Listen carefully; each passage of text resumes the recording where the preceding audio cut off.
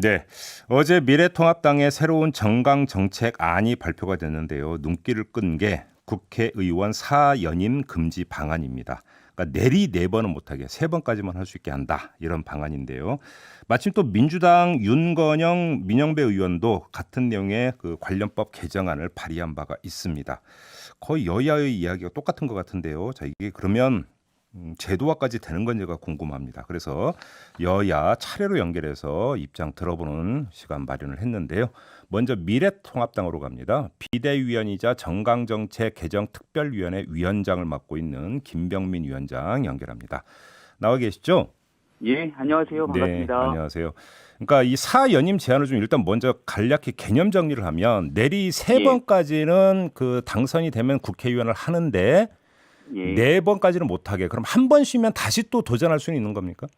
예, 한 번을 끊어주는 제도입니다. 음, 연임을 제한한다는 얘기이기 때문에 네, 세 번까지 국회의원을 하게 되면 12년의 국회의원 생활을 하게 됩니다. 예. 그리고 나서 연이어서 국회의원 하는 것이 아니라 그 다음에 출마가 제한되게 되는 그러니까 한 상황이고요. 번 총선은 건너뛰고 그 다음에는 또 출마할 수 네, 있다 이런 이야기고요. 그러니까 한 번의 총선을 건너뛰게 되면 가장 대표적인 케이스는 지금 제주에 있는 원희룡 지사 같은 케이스가 아닐까 싶습니다. 네, 네. 지역구에서 3선 의원을 하고 음, 사실은 4선으로 가게 되는 과정에서 스스로 중간에 그만두는 의원들도 불출마를 선언하는 의원들이 적지 않은데요. 네, 맞아요. 얼마 예, 전에는 포천의 지역구를 두고 있던 김영 의원도 예, 예. 이 정도에서 후배들에게 자리를 물려주겠다 그만뒀고 음. 원희룡 지사도 마찬가지로 3선 의원 끝에 직을 그만두고 해외에 잠깐 나갔다가 다시 지방자치단체장으로 돌아오게 되는 네, 그러니까 네. 이런 방식으로 얼마든지 우리 국회와 정치권의 선순환 구조를 만들 수 있기 때문에 예. 특정 지역에서 한 사람에게 과도하게 권력이 집중되는 현상들을 막기 위해 다연임을 제한하자 이런 제안한 바 있습니다. 알겠습니다. 일단 좀 그림을 정확히 그려야 되기 때문에 추가 질문 네, 하나가 있는데 이거는 그러니까 비례대표 먼저 하고 지역구 하고 이거 상관없이 그냥 무조건 세 네, 번 이렇게 되는 거고요. 맞습니다. 그다음에 네, 지역구를 옮겨서 당선이 되는 것도 이거는 뭐 똑같은 것으로 이제 네, 치는 거고요. 네, 지역구를 옮겨서 당선이 되는 부분들을 허용하게 되면 네. 사실은 어떤 문제가 발생하냐면 다선으로 가게 될수록 지역에서의 오랜 조직과에 대한 경쟁력을 쌓을 수 있는 기회들이 널리 생기게 됩니다. 그렇죠. 근데 여기에서 만약에 우리가 그런 부분들을 금지하게 되면 음. 애당초에는 당에 있는 우리의 당론으로 이런 부분을 정해야 되는 것 아니냐 등에 대한 얘기가 나왔습니다만 네. 그럼 나중에 무소속으로 출마하게 됐을 경우에는 그 예. 지역에서 예. 그 부분을 여러 가지 부작용들이 오히려 파생될 수 있기 때문에 어떤 예외의 경우들을 다 차단한 채로 일단 4연임을 제한하도록 한번 끊어주는 형태로서의 일단 제도 도입이 맞다고 봅니다. 어떤 예외도 없이 무조건 삼선까지만 네, 하고 그다음에 한 번은 쉬어야 된다 이런 이야기가 되는 네, 거죠. 정리를 맞습니다. 하면. 네, 자, 일단 근데 그 이게 지금 초안이고요. 이게 예, 의원총회하고 그 전국위원회를 거쳐야 되는 거잖아요. 공식적으로 채택이 예. 되려면. 근데 지금 정식 의결 절차에는 의원총회는 정식 의결 기구는 아니고요.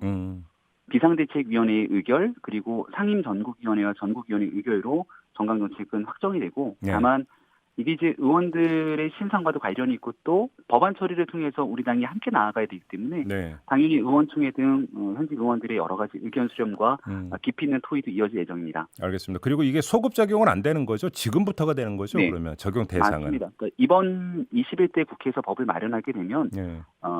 과거에 있었던 내용들이 이제 소급하지 않겠다라고 하는 기본적인 취지를 말씀드렸고 음. 또 뭐 뒤 윤건영 의원님이 연결되나요? 네, 네, 네. 예, 윤건영 의원님이 발의했던 법안도 보니까 음.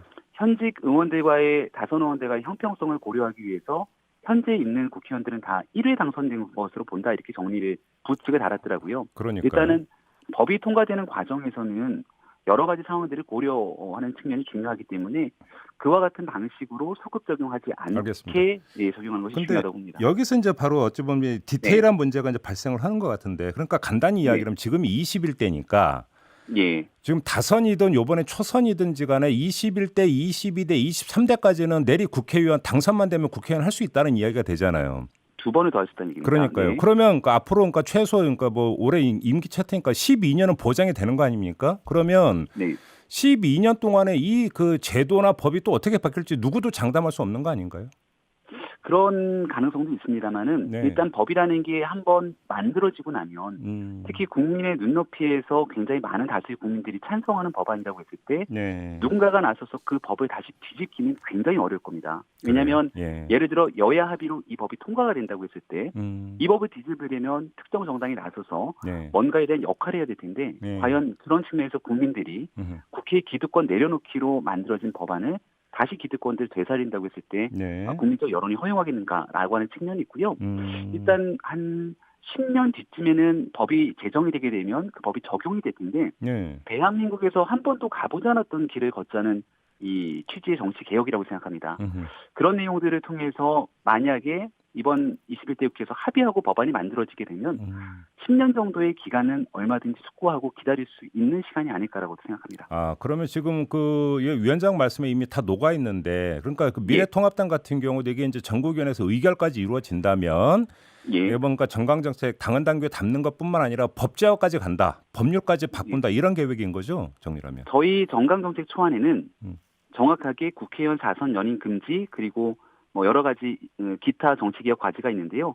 등 정치개혁 과제를 법제화한다고 적시를 해놨습니다. 법제화한다. 그러니까, 네, 이 정강정책으로 우리 당의 가치와 방향을 적시하는 것으로 끝나는 것이 아니라 당연히 실천하는 앞으로의 행동이 뒤따라야 되는데요. 숱한 정강정책의 개혁 과제들을 법제화시킬 수 있는 부분들은 앞장서서 법제화에 나서고 또 앞으로 다가오는 선거에서 공약이 필요한 부분들은 집권 과정에서 공약을 하게 되고 그런 방식으로 이어집니다. 그런데 지금 많은 언론은 그래서 다선 의원들의 그 반응이 궁금하다 얘기하는데 제가 볼 때는 다선 의원들은 오히려 별로 그러니까 해당 사항이 없는 게 앞으로 3번 더 할 수 있는 그러니까 2번 더 할 수 있는 그러니까 오히려 다선 의원들은 아유 나하고는 상관없다고 생각할 것 같고요. 오히려 초재선이 더 이제 이건 이해관계자 아닙니까? 어찌 본다면? 그래서 사실은 저희가 정강정책 만드는 과정에서 이 내용을 가장 적극적으로 주창하셨던 분이 역설적이게도 초선 의원인 박수영 의원입니다. 그러니까 말씀 주셨던 것처럼 다선 의원들 입장에서는 어차피 본인들은 더 할 수 있는 그 마지막 순간이 그렇게 더 길어지지는 않는 거기 때문에 그 피해는 고스란히 어찌 보면 초선 의원들에게 돌아갈 수도 있는 겁니다. 그렇죠. 하지만 이게 박수영 의원뿐 아니라 초선 의원들 상당수가 정치 개혁하고 우리 스스로 기득권을 내려놓는데 앞장서겠다라고 이야기를 하면서 이 논의가 촉발이 됐던 거거든요. 그렇기 때문에 지금 현재 국회 21대 국회에서 적어도 저희 당은 이 초선 의원이 상당수를 점하고 있는데 분위기가 많이 변하고 있습니다. 스스로 기득권 내려놓고 초선들은 반응이 상당히 좋습니까? 전반적으로?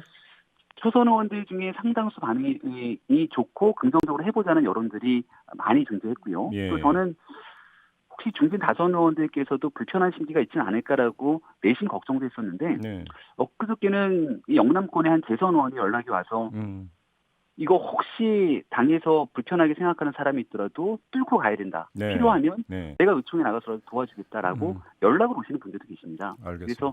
그래서 이런 측면에서의 개혁 의지가 우리 당내에 상당하다는 말씀드립니다. 이거란 뭐 원론적인 부분이겠지만 사실은 그 미국이나 일본 의회를 보면 뭐 9선 의원, 10선 의원 이렇게 수두룩하잖아요.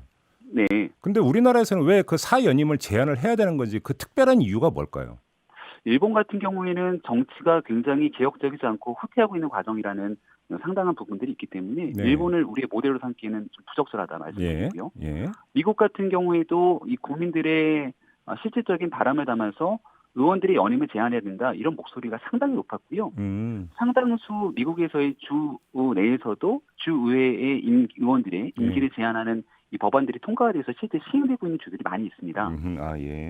문제 제기가 많이 나오고 있군요, 미국에서도. 그럼요. 마찬가지고 결국 이거를 국회의원의 정치 활동의 연속성을 계속하지 못하도록 하는 것이 아니라 더 폭넓은 정치를 할 수 있는 길들을 오히려 열어줄 수도 있다. 이렇게 긍정적으로 생각할 수도 있다고 봅니다. 알겠습니다. 지금 이 문자 참여를 통해서 질문이 많이 들어오고 있는데 그 가운데 하나가 연임 제한 말고 나이 제한은 안 하냐 이런 그 질문이 많이 들어오는데 이건 어떻게 생각하세요? 그래도 나이에 관련된 문제로 가게 되면 또 워낙 이해관계가 상충될 수 있기 때문에 알겠습니다. 고령화 사회에서 또 고려하기 어려운 측면들이 있다고 봅니다. 그런가요? 마지막으로 지금 거의 같은 내용의 법안을 민주당이 윤건영 그 의원이 발의를 하지 않았습니까? 이건 어떻게 평가하세요? 뭐 별로 대척점이 없는 것 같은데요? 일단은 저희가 정강정책특위에서 논의가 촉발되고 언론 보도가 나가면서 당내에 상당한 그 관심이 좀 집중된 바가 있었습니다. 그리고 또 앞서 말씀드렸던 것처럼 이거 가능한 거야라고 하는 부정적인 여론도 일부 있었고요. 네. 그런 와중에서 윤건영 의원이 법안을 발의했는데 네. 저는 상당히 윤건영 의원께 고맙다는 얘기도 좀 드리고 싶고 또 예. 너무 반갑다는 생각이 들었습니다. 네네. 이거는 사실 우리 당 차원에서 시작하게 되면 이게 상대 정당이 있는 거라 당 혼자서 하기에는 어려움이 있습니다. 네. 그래서 윤건영 의원이 법안을 발의해줬기 때문에 네네. 여야가 손을 잡고 국회에 법을 바꾸게 된다면 훨씬 의미 있는 진전이 있을 거라고 봅니다. 알겠습니다. 자, 말씀 여기까지 드릴게요. 고맙습니다. 네, 고맙습니다. 네, 지금까지 김병민 미래통합당 정강정책 개정 특별위원회 위원장이었고요.